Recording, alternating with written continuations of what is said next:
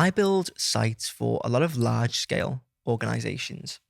And what tends to happen with these organizations is they have a lot of pages and they need some way to actually organize them because a lot of them, they don't live in the nav bar. They live behind the scenes in like the not linked section. And so if they have all of these different people working on the site all at once, they need to know, okay, this area is my responsibility. This area isn't. I don't open this part. And so what I've started doing, what I've been doing for quite a while, to be fair, is organizing pages with Squarespace's drop downs. So you'll have things like legal, you'll have content, SEO, all of these different things. And it just helps keep really big websites as streamlined and as organized as possible. And what I'm going to do is I'm going to actually take you into my website and show you how I organize my own stuff, because I think that will give you the best idea of sort of what things to put where and how I actually organize my website. So you can see by Crawford here, up top, we've got one folder, which is like resources.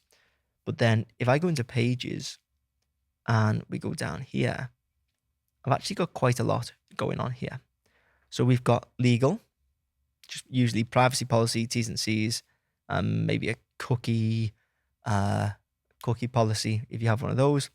Then I've got your standard unlinked pages, then landing pages. So we do a ton of different SEO pages. Then we've got location landing pages. So we're currently building out like, Liverpool, London, etc. And then lead magnets, which is a relatively new one. But let's say you wanted to go even further and you wanted to group things by team member. So, what is your responsibility as a team member? So I'll click on plus and then I'll go down to drop down.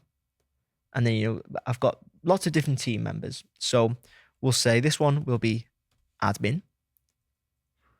This one will be, if I go back down to drop down, will be the content team. And let's make one for SEO. So the SEO team. And, you can actually have in these folders, you can almost have like progress. So let's say the SEO team are working on something. So maybe it's a location page, blank page, and we'll say London, London. I took a lot of effort to get London out there, didn't I? So London, and while they're working on it, we're going to have it disabled because we don't want it showing up in search engines. And then once they're finished with it, they will go, okay, well, done. We'll move it to the admin team to check, everything through spell check, sense check, all of this. And then once the admin team are done and I've approved it, we can then move it down into the location landing pages. And then once it's good, enable it and we're good to go.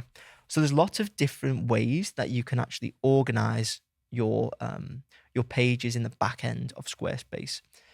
Hopefully that's give you, a few ideas on the best ways to organize. Obviously, these are just a few ideas off the dome based on what I think the use case could be for you. You can see exactly how I actually do it with the landing pages, unlinked pages, legal. And it's just a good way to keep on top of the website and not feel like overwhelmed by just the sheer amount of content on there. So hopefully you did find that useful. If you did, please make sure to leave a like and hit subscribe. And if you want me to build your Squarespace website, you can get in touch using the links in the description.